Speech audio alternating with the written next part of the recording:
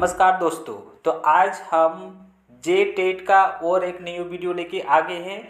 तो इससे पहले हम जो टॉपिक्स पढ़ा रहे हैं वो है मेरा टीचिंग मतलब कि शिक्षण। ठीक, हम मेरा टॉपिक्स का नाम क्या है? टीचिंग मतलब कि शिक्षण। टीचिंग उसको बोलते हैं जो हम आपको पढ़ा रहे हैं। जैसे हम टीचर हैं, हम आपको पढ़ा रहे हैं, मतलब हम आपको टीचिंग करा रहे हैं, मतलब शिक्षण करा रहे हैं, आपको शिक्षण दे रहे हैं। तो इसी को बोलते हैं टीचिंग। और आप जे टेट का भी पढ़ रहे हैं तो आप लर्निंग कर रहे हैं, मतलब अधिगम कर रहे हैं। तो हम लोग अभी शिक्षण के बारे में पढ़ रहे हैं, आपको अभी यहाँ पे हल्का सा बता दे रहे हैं। इससे पहले हम वीडियो अपलोड कर चुके हैं, उसमें शिक्षण के बारे में बताए हैं कि शिक्षण होता क्या है। उसके बाद शिक्षण टीचिंग एज अ आर्ट्स, ये भी हम वीडियो बता चुके हैं। शिक्षण एक कला के रूप में ये हो चुका है। टीचिंग एज अ साइंस मतलब शिक्षण एक विज्ञान के रूप में। तो ये 3 वीडियो हो गया, एक विज्ञान के रूप में, कला के रूप में, और एक शिक्षण होता क्या है सो। तो अभी तक आप लोगों ने वो वीडियो नहीं देखी है तो जाके देख लीजिए मेरे यूट्यूब का प्ले लिस्ट में जाके। आज हम लोग जो टॉपिक से पढ़ने वाले हैं वो है शिक्षण एक पेशे के रूप में। ठीक है, इससे पहले हम लोग पढ़ चुके हैं साइंस के रूप में और आर्ट्स के रूप में, ठीक है, मतलब कला के रूप में। आज हम लोग पढ़ेंगे जो शिक्षण है। ठीक, शिक्षण मतलब क्या? टीचिंग। टीचिंग एक शिक्षण है, मतलब टीचिंग को हिंदी में बोलते हैं शिक्षण। तो टीचिंग जो है, जो शिक्षण है, आज के समाज में, ठीक है, सोसाइटी में उसको एक पेशे के रूप में देखा जाता है, मतलब प्रोफेशन के रूप में माना जाता है, होता है। अब ऐसा क्यों होता है? क्योंकि आजकल जितने भी स्कूल है, ठीक, जितने भी प्राइवेट स्कूल है, उन लोग का सारा प्रोफेशन ही है, मतलब पैसा ही है कि वो ज़्यादा से ज़्यादा मनी कमा सके, सेविंग कर सके। ओके, अब नॉलेज यानी कि शिक्षा शिक्षा जितना दे सकता है तो देना, वो अब उसका लक्ष्य नहीं है। सारा लक्ष्य है कि पैसे कमाए।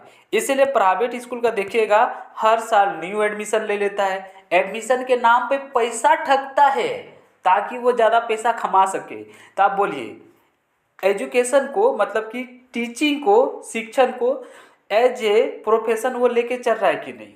चल रहा है। उसके बाद हर साल नहीं तो 1-2 साल बाद बुक ने चेंज करवा देता है, ड्रेस चेंज करवा देता है, जिससे वो और भी ज़्यादा पैसा कमा सके। अब तो हद यहाँ तक हो जाती है कि स्कूल में ही उसी का कॉपी लो, उसी का किताब लो, मतलब दुकान भी खोल देता है। तो इस तरह से बोल सकते हैं कि जो शिक्षा है, टीचिंग है, मतलब जो शिक्षण है, टीचिंग है, आज के युग में, ठीक है, मॉडर्न सोसाइटी में एक पैसा बन के रह गया, मतलब कि पैसा कमाने का जरिया, जिसको बोलते हैं बिजनेस, यानी कि प्रोफेशन बन के रह गया है। पर पहले के ज़माने में ऐसा था क्या? नहीं। पहले के ज़माने में टीचिंग को एज अ प्रोफेशन नहीं देखा जाता था। उस समय नॉलेज दिया जाता था, इंसान को लायक बनाया जाता था, अच्छे संस्कार दिए जाते थे, ठीक है, धर्म के मामले में लोगों को के बातचीत करने का सब कुछ सिखाया जाता है। लेकिन आज सब कुछ खत्म हो गया। आज सिर्फ टीचिंग जो है, शिक्षण जिसको बोलते हैं, एज ए प्रोफेशन बन गया है। अब इसमें देखिए क्या करता है, चाहे कोई भी कोचिंग हो, प्राइवेट स्कूल हो, सारा का सारा अपना प्रोफेशन लेके चलता है, ठीक, कि वो ज़्यादा से ज़्यादा पैसा कमा सके।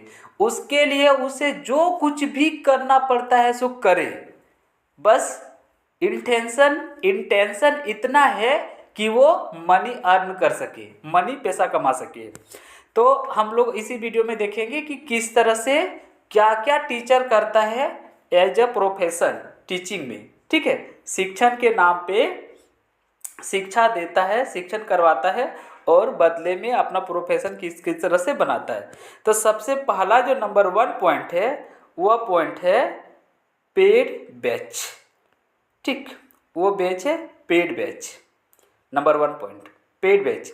पेड बैच का मतलब होता है आप उसको पेड कीजिए, पैसा दीजिए और बैच को खरीद लीजिए, ठीक है। जैसे एग्जांपल बता रहे हैं कि आप अभी जे टेट का तैयारी कर रहे हैं, ठीक है, जे टेट मतलब झारखंड टेट, टीचर बनने वाले हैं, आपको नौकरी लगने वाला है, आप एक बेटर टीचर बन गए, तो उसके लिए आपको पढ़ाई करना होगा, मतलब कंपटीशन में बैठना होगा, जे टेट क्वालिफाई करना होगा। इसके लिए बहुत सारे कोचिंग ने क्या किया है, पेड बैच रख दिया है, मतलब कि आप आइए मेरे पास, सिलेबस को खरीदिए, हम आपको पढ़ाएंगे, ठीक है, बैच देंगे, हम आपको बैच देंगे मतलब पढ़ाएंगे और आपका क्वालिफाई करवाएंगे। तो वो हमसे पेड ले रहा है, मतलब पैसा ले रहा है, मनी ले, तो वो हमसे कोचिंग, जो भी कोचिंग है वो हमसे पैसा ले रहा है, पेड करवा रहा है, पैसा ले रहा है ना। तो वो चाहता नहीं है कि इसका हो या ना हो ठीक है, वो चाहता है कि हम कैसे भी करके अपना पेड कर ले, अर्न कर ले, पैसा कमा ले। अब जो लायक है, जो अच्छा से पढ़ता है वो निकाल लेता है और बाकी सब नहीं भी निकाल पाता है। तो मतलब निकले या ना निकले उससे उस कोचिंग को कोई लेना देना नहीं है। बस इतना है कि वो उससे पैसा ले और पढ़ा दे। पढ़ाने के बाद अब ऑनलाइन पढ़ा रहा है या ऑफलाइन पढ़ा रहा है, ऑफलाइन ही तो हमेशा बेटर ही होता है, क्योंकि ऑफलाइन में तुम क्वेश्चन पूछ सकता है और सर से डायरेक्ट बात कर सकता है। लेकिन ऑनलाइन में आपको टाइम निकालना होगा, आपको उसका क्लास ज्वाइन करना होगा, ठीक है। आप तो पैसा एक बार पेड कर चुके हैं। मतलब ऑनलाइन में थोड़ा सा प्रॉब्लम, ऐसा नहीं कि पूरा नहीं है, सो पूरा प्रॉब्लम नहीं है, प्रॉब्लम होता है उसमें, ठीक है। कभी टेक्निकल फॉल्ट हो सकता है, कभी तुम्हारा मान लो रिचार्ज नहीं है, कभी बिजली नहीं है, वगैरह वगैरह प्रॉब्लम। तो हम ये बोलना चाहते हैं कि जितने भी जो टीचर होते हैं कोचिंग के, खासकर स्कूल, प्राइवेट स्कूल के, जो जो शिक्षण कराते हैं, मतलब कि शिक्षण वाले, एजुकेशन वाले संस्था होते हैं, वो एजुकेशन को एक प्रोफेशन बना लेते हैं, है ना। मतलब शिक्षण देने के नाम पे, टीचिंग कराने के नाम पे वे हमेशा उन लोग का पैसा निकालता है, ठीक। ये बनवाएंगे, वो बनवाएंगे, आपका बेटे को इंजीनियर बना देंगे, डॉक्टर बना देंगे, जूता खरीदो, चप्पल खरीदो, स्टैंडर्ड बुक खरीदो, स्टैंडर्ड कॉपी खरीदो, कॉपी अगर कम हो गया तो भी नहीं चलेगा। उसके बाद लंच का भी इशू हो जाता है कि आपका बच्चा लंच में हाई क्वालिटी वाला फूड लेके आएगा तो ही एडमिशन लेंगे, नहीं तो नहीं लेंगे। बड़ा बड़ा स्कूल में तो यहाँ तक की फरमाइश हो गया कि अगर किसी का पापा ऑटो चलाता है तो एडमिशन नहीं लेंगे, सरकारी जॉब है तो ही एडमिशन लेंगे। सोचिए, अब ये कहाँ के नियम हो गया कि क्या गरीब बच्चा को पढ़ने का हक नहीं है? बड़े स्कूल में है, लेकिन फिर भी क्या लेता है? नहीं, उसी का लेता है जिसका मम्मी या पापा गवर्नमेंट जॉब हो। इससे साफ झलकता है कि वो संस्था, मतलब वो स्कूल अपना सिर्फ प्रोफेशन कमाना चाहता है। क्या कमाना चाहता है? अर्निंग, मतलब मनी, ठीक। अब जिसका मम्मी पापा गवर्नमेंट जॉब है वही ना आपको ज़्यादा पैसा दे सकेगा, ठीक, उसका बैच को खरीद सकता है। ये तो हद हो गई इसके बाद देखिएगा आजकल हर जगह, चाहे मेडिकल का सीट हो या फिर इंजीनियरिंग का सीट हो, बीएड का सीट हो, कॉलेज में जितने भी आप पैसा दीजिएगा आपका एडमिशन पहले होगा, ठीक। आप तभी तो क्या बोलते हैं, शिक्षण ले सकते हैं। तो ये सब हो गया कि आजकल दुनिया जो है वो पैसे पे ही टिका हुआ है। तो उसी पे मतलब इतना करप्ट हो चुका है हम लोग का सोसाइटी, समाज, कि एजुकेशन, जो कि ऐसा नहीं होना चाहिए ना, एजुकेशन को भी वो लोग पेड बेंच के माध्यम से प्रोफेशन बना लिया, पैसा कमाने का एक जरिया बना लिया है, ठीक है। और इस तरह का मेडिकल लाइन पे है, पर हम लोग को अभी मेडिकल लाइन नहीं पढ़ना, हम लोग को पढ़ना है शिक्षण, ठीक। क्या पढ़ना है? शिक्षण, जिसको बोलते हैं टीचिंग। तो हम तो ये बता दिए हैं कि वो पेड बैच के माध्यम से, मतलब पैसा दो और बैच खरीदो, पैसा दो और हमसे पढ़ो, ठीक है। अब कोई ज़्यादा पैसा लेता है, कम पैसा लेता है, लेकिन पैसा ज़्यादातर लेता है हर कोई, पैसा लेके पढ़ाता है। तो पैसा लिया मतलब प्रोफेशन हो गया, फ्री तो आपको नहीं पढ़ाएगा, और फ्री कौन पढ़ाएगा? हाँ, फ्री नहीं कोई पढ़ाता है, एक दो है जो शायद फ्री पढ़ाता होगा, लेकिन हर कोई पैसा लिया। पैसा लिया मतलब वो क्या हो गया? बिजनेस हो गया, प्रोफेशन हो गया। तो बस हम लोग वही पढ़ेंगे, जो टीचिंग है वो प्रोफेशन हो गया। अब देखिए, हाँ, यहाँ पे क्या क्या खेला होता है। सो राजनीतिक, पॉलिटिक्स जितना है ना, सब एजुकेशन पे आ जाता है, टीचिंग पे आ जाता है, मतलब कि शिक्षण पे आ जाता है। सपोज डेट आप बोलिए कि देखिए अभी आप जेटेट का तैयारी कर रहे हैं, अब देखिए यहाँ पे हो क्या रहा है, सो ध्यान से सुनिए। किसी किसी कोचिंग पे, हाँ, खासकर देखिएगा कि जो बड़े बड़े संस्था होते हैं, बड़े बड़े कोचिंग होते हैं, जो मतलब कि नीट का तैयारी कराते हैं, डॉक्टर का तैयारी कराते हैं, इंजीनियर का तैयारी कराते हैं, बड़े बड़े स्कूल होते हैं, बड़े बड़े कॉलेज होते हैं, वहाँ पे क्या होता है, ठीक है, एजुकेशन के मतलब टीचिंग के नाम पे, शिक्षण के नाम पे किस तरह से पैसा लूटा जाता है। हाँ, हम किसी का नाम तो नहीं लेंगे, लेकिन ऐसे ही बोल रहे हैं कि सपोज डेट एक कोचिंग है, ठीक है, एक संस्था है, सपोज वो मान लीजिए ना यूपीएससी का तैयारी कराता है, ठीक, यूपीएससी का हर साल तैयारी कराता है। हाँ, अब वो मतलब कि पेड बैच रख दिया है। पेड बैच रख दिया मतलब कि पैसा दो और पढ़ो। अब उसके पास हजारों या लाखों बच्चे को वो पढ़ा रहा है ऑनलाइन, ठीक है, हजारों या लाखों बच्चे को पढ़ा रहा है पेड बैच लेके, उसमें से ठेंगा 2-4 गो का रिजल्ट होता है, बाकी रिजल्ट होता नहीं है, ठीक है। तब अब वो क्या करेगा, अपना कोचिंग अपना संस्था को बचाने के लिए और भी नाम कमाने के लिए, हाँ, जो बोलते छोटा मोटा कोचिंग, जो बिना कोचिंग का भी तैयारी करता है, जो मेहनती रहता है, मेहनत करके अपने दम पे, मतलब अपने मेहनत से जो क्वालिफाई करता है उसको खरीद लेता है पैसा देकर। ऐसा स्टोरी बहुत सारे मूवी में भी दिखाया होगा, ठीक है। जो गरीब घर का रहता है लेकिन मेहनती रहता है, वो क्या करता है, कभी कभार बड़े लेवल का एग्जाम निकाल लेता है, जैसे यूपीएससी निकाल लिया, जेपीएससी निकाल लिया, है ना, क्या बोलते हैं, डीसीएसपी वगैरह बन जाता है। तो उसका अब नाम जो हो, वो चाहता है कि उसका जो नाम हो वो हमारे कोचिंग से हो, जहाँ से वो कभी भी पढ़ा नहीं है, ठीक है। उसको बोलते हैं फेक मार्केटिंग। तो सोचिए, प्रोफेशन में, शिक्षण में, टीचिंग में फेक मार्केटिंग ऐसा आ गया है, मतलब पढ़ा कहीं और से, पैसा देके हम उसको खरीद लेंगे और नाम करवाएंगे अपने कोचिंग का, है ना। तो इसको बोलते हैं फेक मार्केटिंग। तो यहाँ पे टीचिंग में, शिक्षण में फेक मार्केटिंग भी होता है। तो ये सबसे बड़ा पॉइंट आप याद रखिएगा, ये जो फेक मार्केटिंग है एक चैलेंज है और अदर के लिए चैलेंज है। अब जैसे देखिए, रिजल्ट पढ़ाया कोई और टीचर, है ना, पढ़ाया कोई और टीचर, ठीक है। अब उस छोटा मोटा कोचिंग का उसका नाम होना चाहिए कि मेरे यहाँ से पढ़ के ये टॉपर किया है, यूपीएससी निकाला है, ठीक है। लेकिन पैसा देके कोई बड़ा कोचिंग उसको खरीद लिया, तो छोटा के लिए तो चैलेंज हो गया, हुआ कि नहीं। तो अगर आपको क्वेश्चन आए कि टीचिंग में, शिक्षण में चैलेंज क्या है, तो पॉइंट होगा फेक मार्केटिंग। फेक मार्केटिंग सबसे बड़ा चैलेंज है टीचिंग में, शिक्षण में। यहीं से सारा व्यवस्था को गड़बड़ा देता है ना, ठीक। टैलेंटेड लड़का को पैसा देके अपनी ओर एडमिशन करवा लेता है, ले लेता है, खरीद लेता है, एडमिशन नहीं है, उसका नाम तो अपने ऊपर कर लेता है, ठीक है। जैसे मान लो कोई लड़का टॉप किया, हाँ, अभी मान लो आप ही लोगों में से, ठीक, जो मेरा वीडियो देख रहे हैं, कोई मान लो जेटेट क्वालिफाई करके, ठीक है। आप अगर मेरे वीडियो से देखे हैं तो अच्छी बात है, हम तो ये नहीं बोलेंगे कि मेरे वीडियो से, लेकिन आप अपने मेहनत से, ठीक है, मान लो कहीं कोई कोचिंग ज्वाइन नहीं किए हुए हैं और आप अगर अपने मेहनत से, हाँ, जेपीएससी ने जेटेट क्वालिफाई कर लेते हैं, तो जैसे आप जेटेट क्वालिफाई कर लेंगे, आपका आसपास या कांटेक्ट में नहीं, अगर कोई अगर है कोचिंग नहीं है तो भी आपको कांटेक्ट करेगा और आपको कुछ पैसा दे देगा, ठीक है, और बोलेगा आप अपना फोटो, बायोडाटा वगैरह हमको दे दीजिए, हम आपका अपने कोचिंग में नाम चढ़वाएंगे कि ये लड़का है जो मेरे यहाँ से पढ़ के जेटेट क्वालिफाई किया है, और इस तरह से वो अपने कोचिंग का प्रचार करेगा, है ना, प्रचार। अब वो प्रचार सच है झूठ है, लोग तो पब्लिक उतना जानता नहीं है, ठीक, पब्लिक तो बेवकूफ़ ऐसे है, ये है, जनता को बना भी करता है।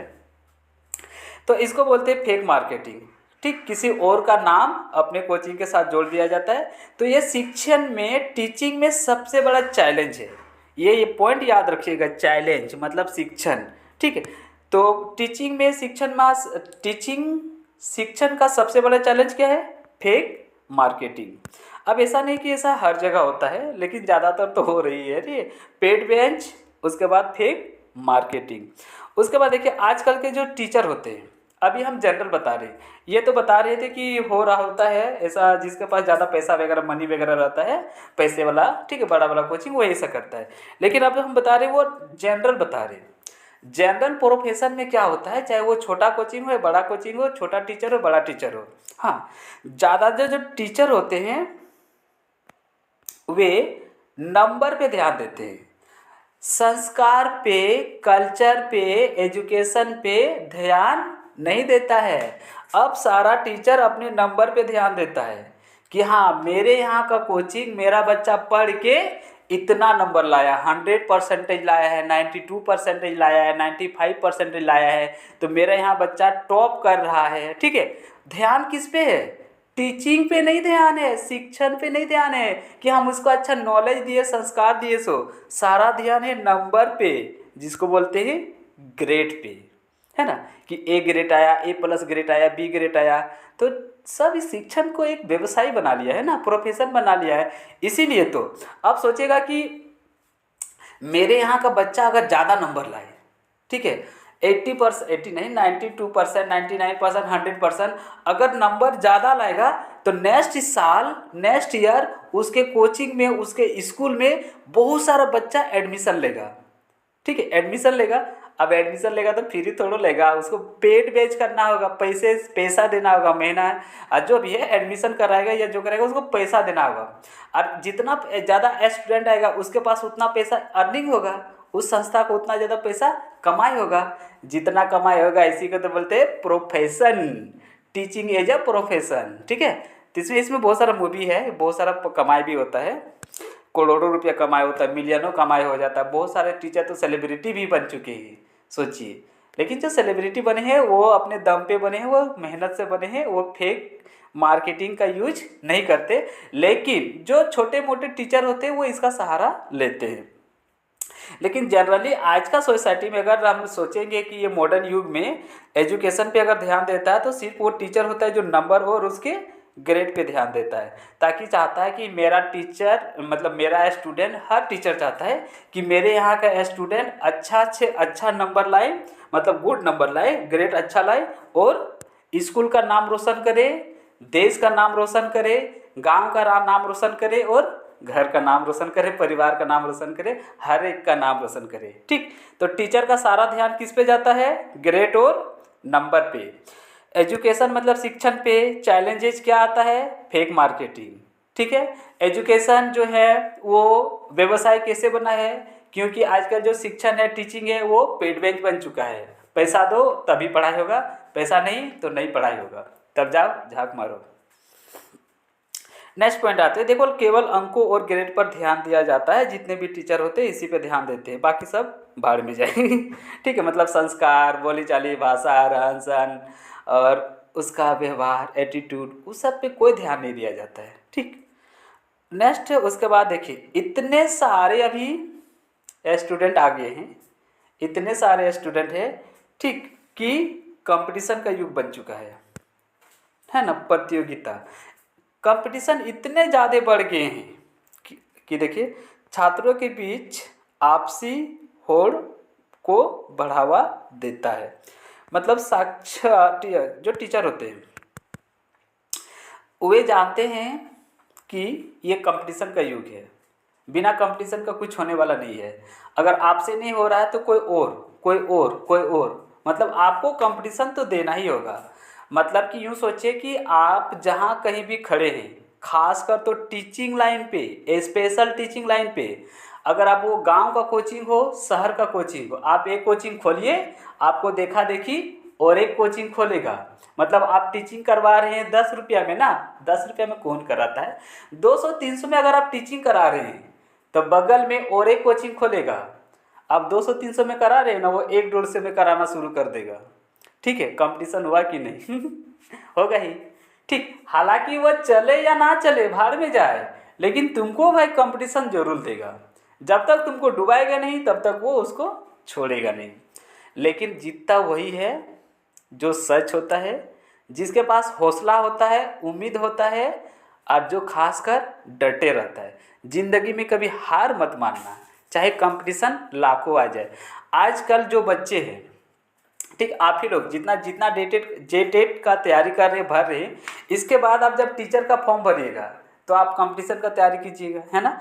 उसमें लाखों करोड़ों बच्चे फॉर्म भरते हैं, पर सिलेक्शन किसी का होता है, किस लग कुछ का होता है। तो कंपटीशन सबसे ज़्यादा है कि नहीं? टीचिंग में है। तो हमारा नेक्स्ट टॉपिक है, ठीक, अब हम लोग पढ़ते हैं अगले टॉपिक्स को, और अगला टॉपिक है शिक्षण एक नैतिकता के रूप में, टीचिंग एज अ मोरालिटी। ठीक है, शिक्षण एक नैतिकता के रूप में, टीचिंग एज अ मोरालिटी। अब हम लोग देखेंगे कि जो टीचर होते हैं, इससे पहले हम देखें प्रोफेशन के रूप में, मतलब सिर्फ वो एजुकेशन को, शिक्षण को, टीचिंग को प्रोफेशन बना लिए थे, बिजनेस बना लिए थे, सिर्फ पैसा कमाने का जरिया बना लिए थे।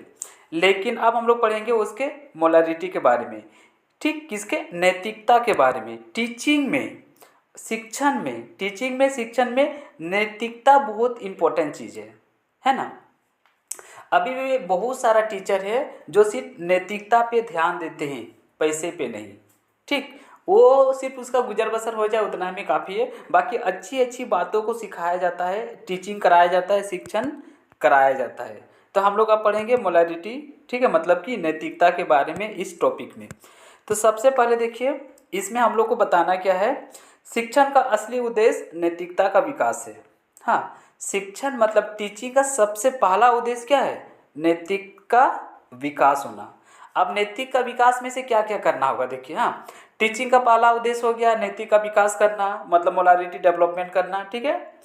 इसमें से सबसे पहले आप बच्चे को सिखाना होगा सही और गलत के बारे में, है ना, जिसको हम बैड टच गुड टच भी बोलते हैं, सही गलत बोलते हैं। जैसे स्कूल का बहुत सारा कोई कोई बच्चा गाली देता है, तो उसको बताना होगा कि गाली देना गंदी बात है, गाली नहीं देना चाहिए।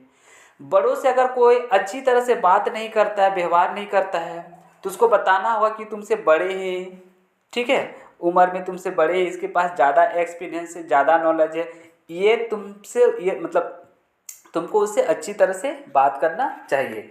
बात करने का तरीका आपको सिखाना पड़ेगा, जिसको बोलते हैं, यही सब सारा आता है नैतिक के अंदर में।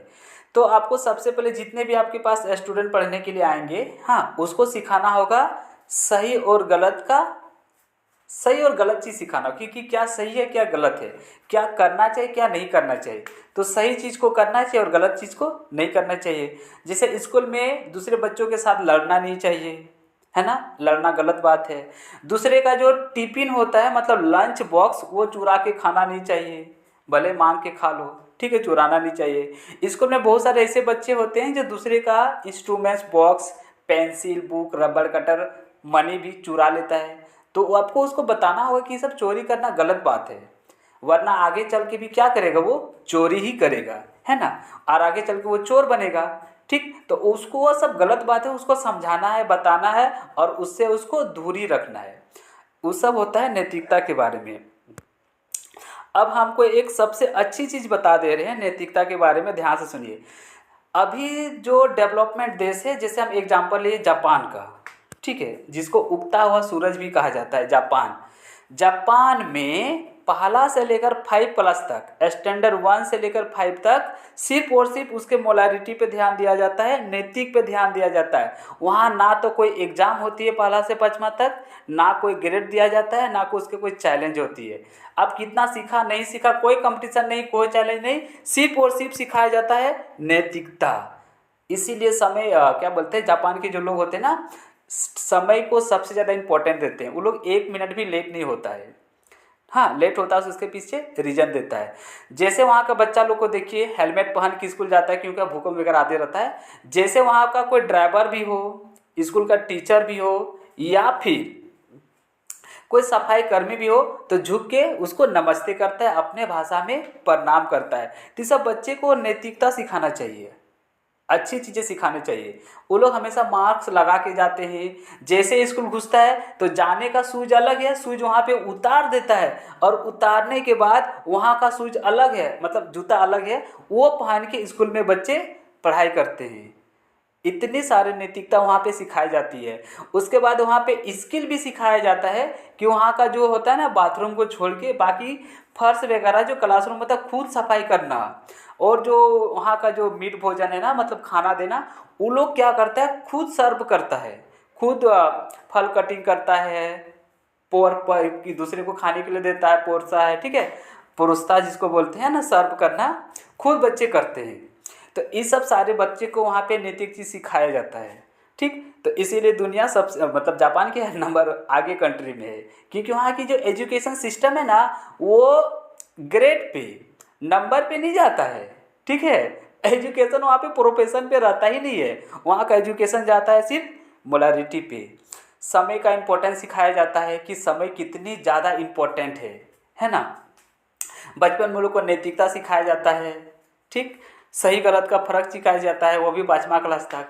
अब सोचिए ना, जो 5 क्लास तक इतने सारे संस्कार सीख लेते हैं कि बड़े से बात कैसे करना है ना, किस तरीके से खाना है, क्या खाना है, उन लोगों को खाना पीना भी सिखाया जाता है, जो कि गुड मतलब हेल्थ के लिए बहुत अच्छा होता है।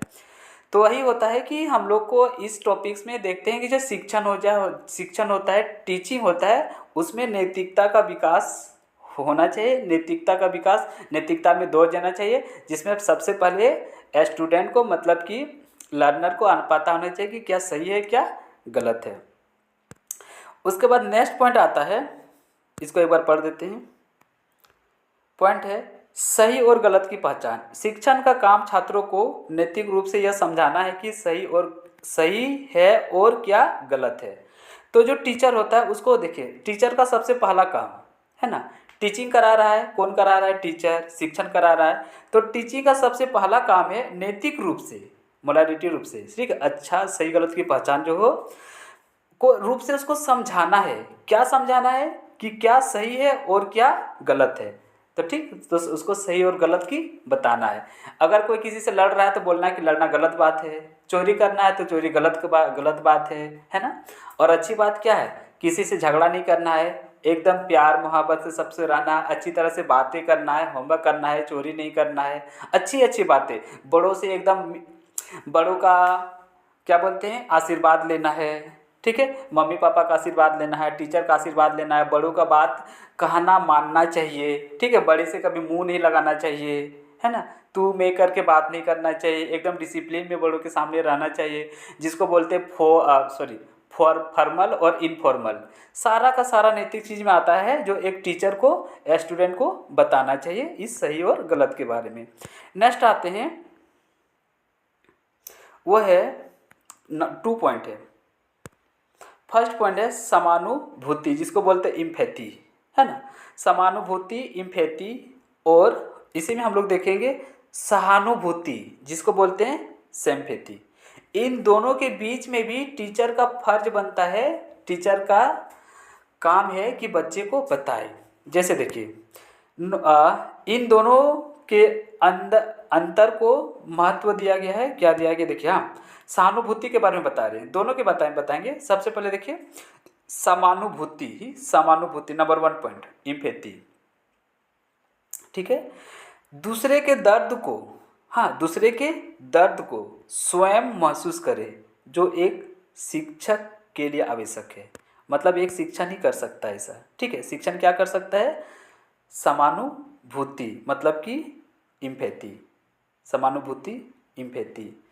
अब देखिए यहाँ पे तो लिख दिया है लैंग्वेज में कि समानुभूति जिसको बोलते हैं इम्पैथी का अर्थ है दूसरे के दर्द को स्वयं महसूस करना, दूसरे के दर्द को स्वयं महसूस करना, दूसरे के दर्द को स्वयं महसूस करना। किस तरीके से महसूस करेगी सो देखिए। हाँ, सपोज डेट आपका स्टूडेंट एग्जाम में कम नंबर लाता है या फिर फेल भी हो जाता है, ठीक है, फेल हो जाता है तो उसको जितना महसूस फेल होने का होगा ना उतना महसूस तुमको भी होना चाहिए, ठीक, इसको बोलते हैं समानुभूति मतलब कि इम्पैथी।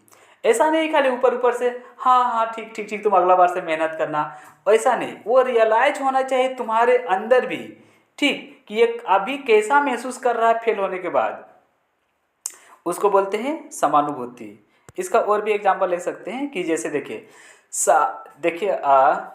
हम लोग का जो समाज में है शिक्षण सिर्फ टीचर ही नहीं कराता है ना, टीचर क्या कराता है, शिक्षण कराता है स्टूडेंट का, ठीक है, लेकिन टीचर का स्थान 2nd नंबर पे आता है, 1st नंबर पे आता है उसका पेरेंट्स, और पेरेंट्स में भी सबसे नंबर 1 पोजीशन पे आता है तो वो है माँ। सबसे पहले बच्चे को कौन सिखाता है, माँ सिखाती है। वो तो कुछ नहीं, वो माँ जो है सिर्फ और सिर्फ नैतिकता ही सिखाती है, ठीक है, ऐसे क्लास वाला भी सिखाती है, लेकिन वो पेड बेंच नहीं है कि पैसा दो तो अपना बेटा को सिखाएंगे। वो प्रोफेशन के रूप में नहीं देखती है, सिर्फ और सिर्फ नैतिकता के बारे में देखती है। और वो जो होती है सबसे बड़ी टीचर, सबसे पहला टीचर जो माँ होती है हर किसी का, वो हमेशा सहानुभूति होती है मतलब इम्पैथी होती है, ठीक।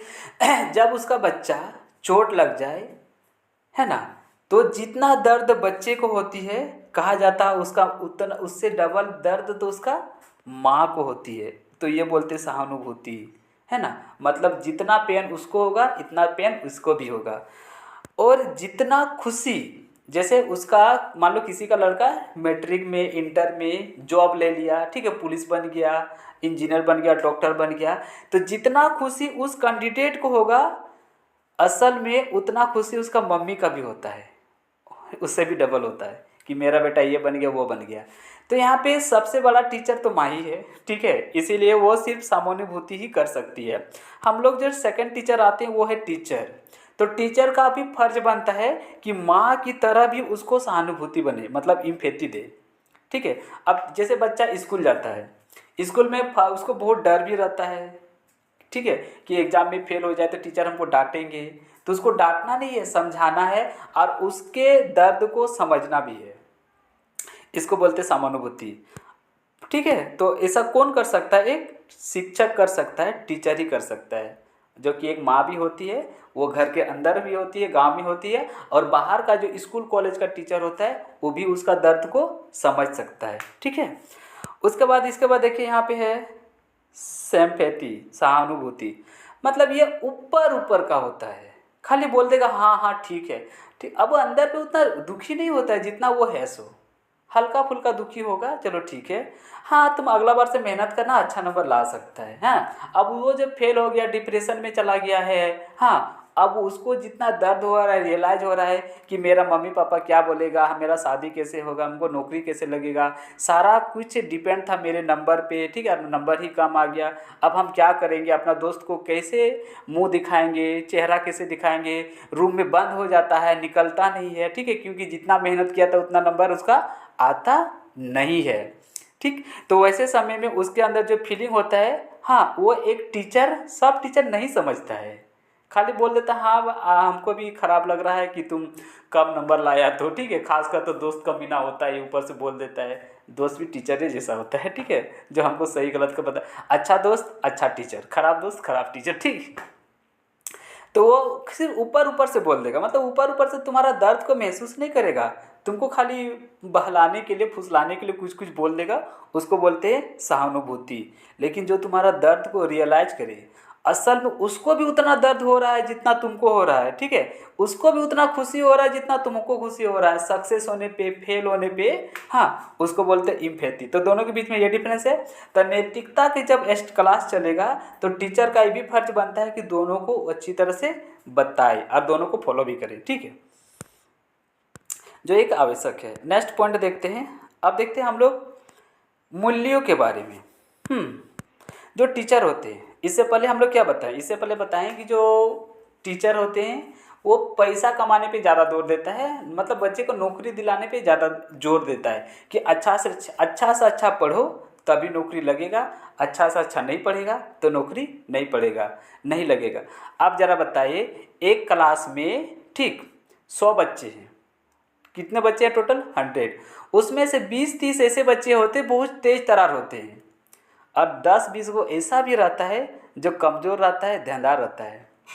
लेकिन क्या लाइफ में जो कमज़ोर है, ठीक है, जो कम नंबर लाता है, 30% 20% फेल भी हो जाता है, 33 या बॉर्डर पे जाके पास होता है, क्या उसके पास टैलेंट नहीं है? टैलेंट है, ठीक है। जो 100 लाया, क्या वही आगे चल के देश का नाम रोशन करेगा? ऐसा तो नहीं है, ठीक। वो भी कोई बिजनेस करेगा, लेकिन जो 30% लाया है वो मालिक भी बन जाता है, अच्छा से अच्छा बड़ा बिजनेस खड़ा कर देता है। सोचिए उसके पास कितना टैलेंट रहता है। तो कहना ये चाहते हैं कि जो टीचर होता है वो सिर्फ और सिर्फ उसके मूल्यों पे ध्यान दे, मतलब उसके अंदर जो टैलेंट है उस टैलेंट पे ध्यान दे। अगर सचिन का टीचर बोलता है कि तुम क्रिकेट खेलना छोड़ दो और खाली पढ़ाई करो, तो घंटा वो पढ़ लिख के ना तो इंजीनियर बनता ना तो डॉक्टर बनता, लेकिन उसके टीचर उसके कला को देखा, उसके अंदर को हुनर को देखा, मतलब वैल्यू को देखा। वही बताना चाहते हो, उसके मूल्यों को देखो, वैल्यू को देखो। उसने देखा कि अच्छा क्रिकेट खेलता है, क्रिकेट में नाम कमा सकता है, तो बस क्रिकेट पे ही अपना प्रोफेशन बना लिया, भगवान कहलाता है क्रिकेट का, है ना। तो हर बच्चा के पास हिडन टैलेंट होता है। टीचर का काम है कि उस हिडन टैलेंट को, छुपे हुए टैलेंट को पहचानो, उसको मूल्यों को पहचानो, उसको वैल्यू को पहचानो। तुम ग्रेड पे, मार्क्स पे मत जाओ, ठीक है, क्योंकि हर बच्चा अंदर कुछ ना कुछ टैलेंट छुपा हुआ है, क्योंकि बच्चा हो या इंसान, बनाया भगवान है, और भगवान इतना बेवकूफ़ थोड़ा कि खराब चीज़ बनाएगा, हाँ? ठीक ना। तो बच्चे को तुमको आपको मूल्यों को पहचानना होगा जिससे बच्चे अच्छी तरह से पढ़ सके। ठीक, तो वही लिखा कि केवल नौकरी पाना, है ना। अब ऐसा नहीं कि कम नंबर लाया तो नौकरी नहीं मिलेगा, ये उद्देश्य नहीं रखना चाहिए टीचर को। शिक्षण मतलब कि टीचिंग के दौरान पैसा कमाना ही उद्देश्य नहीं होना चाहिए। ठीक है, दो उद्देश्य नहीं होना चाहिए कि नौकरी पाएंगे, मतलब कि पढ़ेंगे लिखेंगे तो भी नौकरी पाएंगे, और नौकरी नहीं लग रहा है तो पढ़ाई लिखाई छोड़ दे, ये नहीं रखना चाहिए। आजकल ये सोच है कि पढ़ लिख के क्या करेंगे, नौकरी तो होता नहीं है, इतना पैसा खर्चा करके पढ़े फिर भी जाके मजदूरी कर रहे हैं, नौकरी तो लग नहीं रहा है ना। सरकार वैकेंसी निकाल नहीं रहा है। अभी देखिए ना, जे टेट का ही हाल ले लो, 10 साल बाद वैकेंसी निकाला है। जितने टीचर है सब बेरोजगार पड़े हैं, बहुत सारे तो बाहर काम भी करने चले गए, किसी किसी का तो शादी भी हो गया। अब पता नहीं किसकी ज़िंदगी कहाँ है सो। पर ये सोच शिक्षण में, टीचिंग में नहीं होना चाहिए। ठीक है, कि भाई हम पढ़े हैं तो नौकरी ही लेंगे। भाई तुम बिजनेस करो, तुम्हारे अंदर वो टैलेंट है वो करके दिखा। कोई ब्यूटी पार्लर बना सकता है, खोल सकता है, कोई बिजनेस कर सकता है ना, कोई खेती बाड़ी कर सकता है, जिसके अंदर जो टैलेंट है वो करो। तो ये होना चाहिए, पैसा कमाना मेन लक्ष्य नहीं होना चाहिए। शिक्षा का उद्देश्य होना चाहिए किसमें, वैल्यू पे। उसके बाद देखिए, इसका वास्तविक लक्ष्य है अच्छा नागरिक बनाना। तो मोरालिटी में हम लोग देखें, नैतिकता में देखें कि टीचर मतलब शिक्षण का सबसे अच्छा काम है कि उसको एक अच्छा नागरिक बनाओ।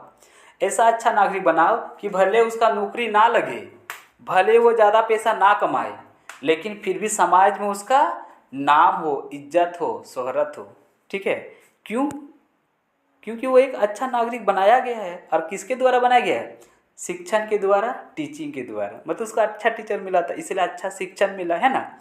तो इसमें इस पे ध्यान देना चाहिए। ठीक है, किस पे? अच्छा नागरिक बनाने पे, पैसे पे नहीं देना चाहिए। उसको वैल्यू जो होता है, मूल्यों पे ध्यान देना चाहिए। इसमें आपको हम सबसे पहले आपको बताते हैं, जैसे देखिए आपके पास में है ना 3 तरह के लड़के पढ़ने के लिए आते हैं समाज में। देखिए समाज में जो होता है सामाजिक, आर्थिक और शारीरिक, जिसको बोलते हैं सोलर, इकोनॉमिक और फिजिकल, है ना। सामाजिक मतलब सोशल। ठीक है, शिक्षण के माध्यम से छात्र का देखिए, अब समाज में आपके पास एक गरीब घर का बच्चा पढ़ने के लिए आता है, और एक अमीर घर का बच्चा पढ़ने के लिए आता है, और एक शारीरिक जिसके पास प्रॉब्लम रहता है ना। 3 तरह का आता है। सामाजिक में से गरीब आता है, नहीं, समाज में से जो आर्थिक स्थिति जिसका ठीक नहीं है, जो गरीब है, हाँ, और जो शारीरिक जिसका बनावट ठीक नहीं, मतलब कोई सुन सकता है, बोल सकता है, हाथ ऐसे हो वैसे हो, दिखता ठीक नहीं है, ठीक है, अगली दिखता है, ग्रुप दिखता है। तो इस तरह से आपके पास अगर कोई स्टूडेंट पढ़ने के लिए आता है, तो आपके अंदर में ये सोच नहीं होना चाहिए कि वो अमीर का बेटा है तो हम उसको अच्छा से पढ़ाएंगे, ये गरीब का बेटा है तो इसको अच्छा से नहीं पढ़ाएंगे, ये सोच नहीं होना चाहिए। ठीक ना। सोचिएगा कि अमीर का बच्चा, इसको अच्छा से पढ़ाएंगे तो हमको अच्छा पैसा मिलेगा, उसका पापा सोच लो या उसका फैमिली से मेरा कुछ काम निकल जाएगा, है ना, इसलिए उसको ध्यान देके पढ़ाना चाहिए, बाकी को ध्यान नहीं देना चाहिए। तो इस तरह का सोच टीचिंग में, शिक्षण में नहीं होना चाहिए। ठीक, भले वो आर्थिक रूप से कमज़ोर हो, मतलब उसके पास इनकम नहीं है, लेकिन दिमाग तो है ना, ब्रेन तो है ना। अब ये जो काम कर सकता है वो नहीं कर सकता है। इसको कुछ बोलिएगा ना, हार्ड काम भी बोलिएगा तो कर देगा, लेकिन वो नहीं करेगा, है ना। तो हम ये नहीं बोलेंगे कि यहाँ पे हार्ड काम वगैरह, यहाँ पे आपको ध्यान देना होगा कि जो टीचिंग दे रहे वो इक्वल सबको देना है। आप समाज के रूप में, समाज को देख के टीचिंग शिक्षण मत दीजिए, आर्थिक स्थिति को देख के टीचिंग शिक्षण उसको मत करवाइए, और शरीर मतलब कि फिजिकल को देखकर उसको टीचिंग मत करवाइए। नैतिकता में आप सबको इक्वल टीचिंग करवाइए, इक्वल शिक्षण करवाइए, तभी ये अच्छी बात है। वही होता है विकास करवाना। तो नैतिकता का इससे विकास होता है। एग्जाम्पल, और इसमें सबसे बड़ा जो मेन पॉइंट आता है वो पॉइंट है सामाजिक संस्कृति। ठीक है, सामाजिक संस्कृति की प्रक्रिया, ये बहुत इंपॉर्टेंट पॉइंट है। तो ये हम लोग का लास्ट पॉइंट है, इसके बाद वीडियो खत्म होगा, तो देख लेते। नेक्स्ट पॉइंट है शिक्षण एक सामाजिक संस्कृति प्रक्रिया। सामाजिक संस्कृति प्रक्रिया, सामाजिक मतलब समाज, और संस्कृति मतलब समाज का जो कल्चर है, जो संस्कृति है। जैसे सनातन धर्म हो गया, हिंदू धर्म हो गया, मुस्लिम धर्म हो गया, जैन धर्म हो गया, बौद्ध धर्म हो गया। हर एक धर्म में, है ना, अपनी अपनी संस्कृति है, अपना अपना समाज है, ठीक है। तो जिस भी समाज में हो, जिस भी हो, उसमें हर एक का शिक्षण होता है, और हर एक शिक्षण में, ठीक है, चाहे वो जिस भी कल्चर का हो, धर्म का हो, उन लोग को नैतिकता के बात बताया जाता है ना। जैसे सनातन धर्म की बात करें, हिंदू धर्म में जो स्त्री होती है, ठीक है, उसे लक्ष्मी का दर्जा दिया गया है, मतलब उसको देवी माना जाता है, ठीक है। लक्ष्मी को, लड़की को देवी माना जाता है। सोचिए, तो उसको कितना अच्छा पद मिला है, कितना अच्छा उसको नैतिकता बताया गया है। ऐसा नहीं कि बाकी सब धर्म में खराब बोला गया है, बाकी सब धर्म में भी अच्छा ही माना गया है ना। तो इसको बोलते हैं नैतिकता का ज्ञान। जो तो अब ये कोई स्कूल तो नहीं दिया उसको देवी का दर्जा, दिया कौन है? समाज दिया है, संस्कृति दिया है ना। उन लोग की इतनी अच्छी संस्कृति है कि उन लोग को देवी मानता है, ठीक है, इतनी अच्छी समाज है।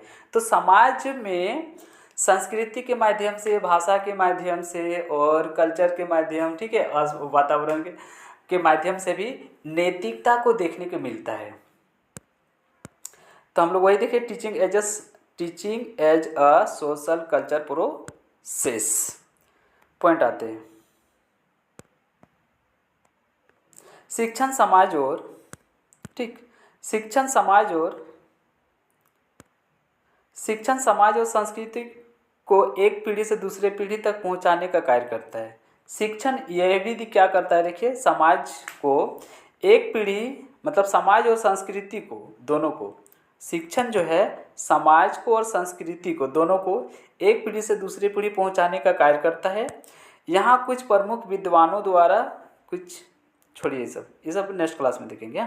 तो बस इतना हो गया कि शिक्षण जो होता है एक पीढ़ी से दूसरे पीढ़ी को पहुंचाने का भी काम करता है। पर मेन पॉइंट हमको बताना ये था कि टीचिंग जो है, जो शिक्षण जो है, वो एक सोशल कल्चर प्रोग्राम है, मतलब कि सामाजिक सांस्कृतिक प्रतिक्रिया है ना। इसमें क्या होता है, हर किसी को अच्छे नैतिक दिया जाता है, बताया जाता है। तो वीडियो के यहीं पे हम लोग अब समाप्त करते हैं। नेक्स्ट मिलेंगे बहुत जल्द अगले वीडियो के साथ। तब तक के लिए नमस्कार, bye bye, tata, good night, have a nice day, thank you for watching.